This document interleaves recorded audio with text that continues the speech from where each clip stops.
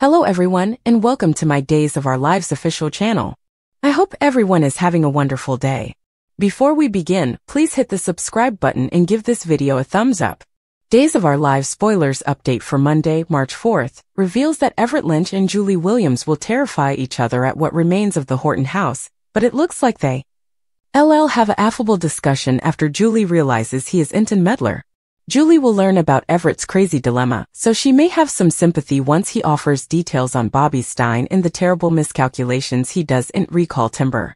Everett will partake what's in his heart, so Julie may admit that it seems like he's truly in love with Stephanie Johnson. Maybe Julie will prompt Everett to get to the bottom of his identity extremities so he can make amends with Jada Hunter and seek a truly clean slate with Stephanie.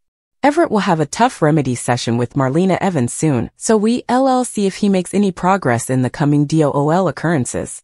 Until Days spoilers say Marlena will counsel Paulina Price over her fatal fears.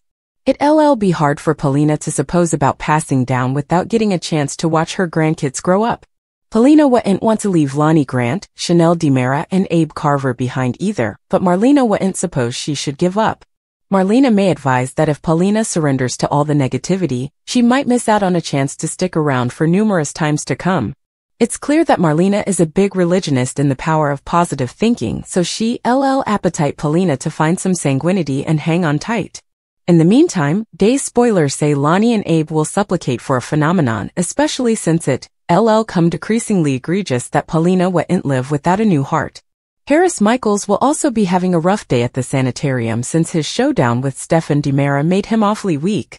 Days spoilers say Harris will gather enough strength to reveal a big secret to Rafe Hernandez, but he may keep his cards near to the vest when it comes to Stephen and the dirty work he's been doing for Clyde Weston still. Rafe needs to hear the news about Officer Goldman working as an operative, so Harris will manage to fill him in despite his weakened state. Away. Ava will get updates on some new orders from Clyde Weston, so this could involve a Statesville escape or commodity differently that's going too far. Anyhow, Ava will reach out to Steve Johnson and John Black for help getting the upper hand, so they'll all plan to attack the captivity break their way. That could actually mean trouble for Clyde latterly during the week of March 4th to 8th. Days of Our Lives spoilers say Trip Johnson and Wendy Shin's lives will be on the line, so stay tuned for their worsening hostage extremity. Stephen Nichols portrays Steve Johnson on Days of Our Lives. Steve calls Kayla, portrayed by Mary Beth Evans, agreeableness, and Nichols lately previewed the sweetest behind the scenes moment between himself and his co-star. How sweet-ness it is. Nichols took to Instagram to partake a cute videotape of himself and Evans on Salem's sanitarium set. It appeared as if the two were running lines for an forthcoming scene. He identified the clip, no question who the real benefit is then. Happy to wrap another week in Salem working with my agreeableness. #days, #shice the godsend, #patchin' Kayla forever. In the videotape Evans said, "Aren't you a benefit as always?" Nichols wondered if that was her line and she said it was. Of course he'd the first line, which was, "Then agreeableness I allowed. You could use this." The camera condemned around, showing some further behind the scenes and a look at the crew as they prepared to retake new occurrences. While it'll likely be a while before observers get to see these scenes, we know we've some Patch and Kayla to look forward to in about half a time or so. Check out the videotape over. What do you suppose they re-photographing? Let us know in the commentary below. Days of Our Lives spoilers for Monday, March 4th suggest that Ava's sanguinity was lost. She and Steve may be near to chancing Trip and Wendy, but Clyde has no intention of letting her off the hook. No surrender. Clyde may be in captivity, but he has further control over his life than any of the so-called free people in Salem. He's got Stefan doing his bidding. He's got Trip and Wendy locked up. And he's got Ava right where he wants her, knowing that one wrong move and her precious son is dead meat. Which is why when Clyde gives Ava an claim, indeed Steve can't save her. Abe and Lonnie bandy how important they do want Paulina to die. In a shocking plot twist, Paulina confides in Marlena that she too doesn't want to die. Well, now since they all on the same runner, the Croakers can get to work making sure Paulina lives. After all, this is a woman who demands that everyone do what she wants, how she wants, as soon as she wants it. Why should this be any different? What strings can she pull to make sure she gets the stylish treatment? It's how she kept Chanel out of captivity and how she runs her mayoral administration. Surely there's a patron heart she can snare down from someone less important? Harris is eventually out of his coma, and he uses his time conscious to fill in Rafe on treacherous Goldman. Meanwhile, Everett, who came out of a coma claiming not to flash back his history, admits that he was formerly Bobby Stein. When it comes to Days of Our Lives, every addict has their own opinion, and Soap Hub is no different. For 5 days, we sat and watched the good, the bad, and everything in between. Then we lead with sanguinity. Unfortunately, we don't always get what we want. So then's a review of the week that was, including assignments on unconditional love and how not to be a hitman. Teresa's truth sets Tate and Brady free in Friday's occasion. Teresa, Brady, and John visited Tate, who now resides in a halfway house in Salem. He's closer in propinquity to his parents, and they were further agitated about it. That's until Brady discovered he wasn't on his son's visit list. How he didn't know before arriving, I don't know, but I am not going to question it too much because these ended up being my favorite scenes of the week. Hands down. Brady and Teresa arrived at the halfway house and learned Tate didn't want to see his pater. Brady's response was a bit ruinous, to be honest. Eric Martsolf is knocking it out of the domain as he deals with his maternal precariousness regarding not being around for Tate and Rachel. Brady told Teresa to go by without him, and he called his pater, who as it turned out was also on the list to see Tate. The scenes between Teresa and Tate and latterly, John and Brady, played out beautifully. First, Ive wondered why Tate acts so cold with his pater. He wrote that harsh letter and now he doesn't want to see him. It all made sense after hearing him talk about remedy sessions at the juvie installation bringing effects up. He begrudged Brady not being there for him when he and Teresa lived in California. That's when Teresa fessed up about her part in making that a reality.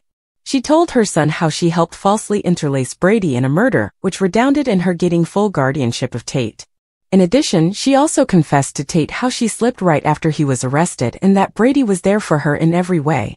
Loved Teresa sticking up for Brady. And don't get me started on John when he showed up and eavesdropped Teresa coming clean with her son. In true John Black fashion, he didn't admonish Teresa for being a bad mama.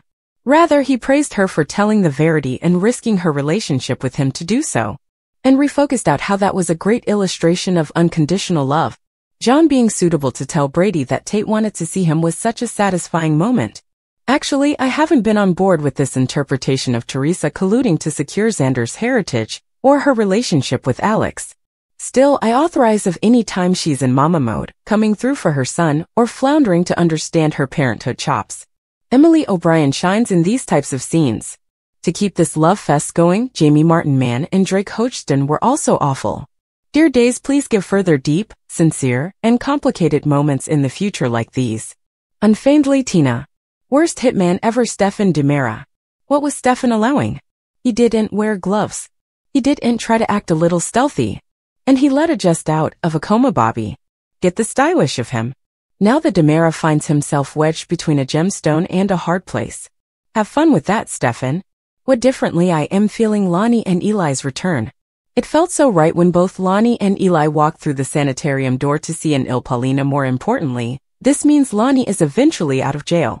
I am still at a loss as to why they would have her spend so important time behind bars when other Samite culprits are released fairly snappily or skirt jail time altogether. Anyhow, all is right with the Days world when Eli and Lonnie are present and reckoned for. I am doubtful how long they re-sticking around, but I relish every moment while they re-then. Nice touch the new surface shots of Salem. We see the surfaces of the sanitarium, John and Marlena's townhouse structure, and the storehouse where Wendy and Tripp are being held in tourney. The first time I spotted one of these shots I allowed. We were suddenly in an occasion of Beyond Salem. But I like them. Keep them coming, please. Non, merci. I get that Wendy and Tripp had to figure out how to spend their prison abstracting themselves, but please don't let them overdo the speaking of French. They can pretend they in Paris, but small boluses of French would be preferable. Intriguing interrogation. Jada questioning Bobby and Chad was delightful because she was so pissed at her cheating partner. Her cuts and side eyes were welcome. Senses like he's a lying fabricator that lies, right? And not suffering from traumatic amnesia like Marlena threw out as an implicit opinion? That's the way I am leaning right now. Burning cleaner questions. Will Steven Nichols tell John about his exchanges with Constantine anytime soon? Because John needs to know, buddy. He needs to know now. How good was Billy Flynn when Chad set about Everett, Bobby? His delivery of the dialogue killed me. It was perfect. Can we speed up this Nicole/Jude/Sloan story? It's dragging, and rather of getting any real movement, we re-seeing Eric Planadu over Valentine's Day for Sloan. Abe's alternate woman may end up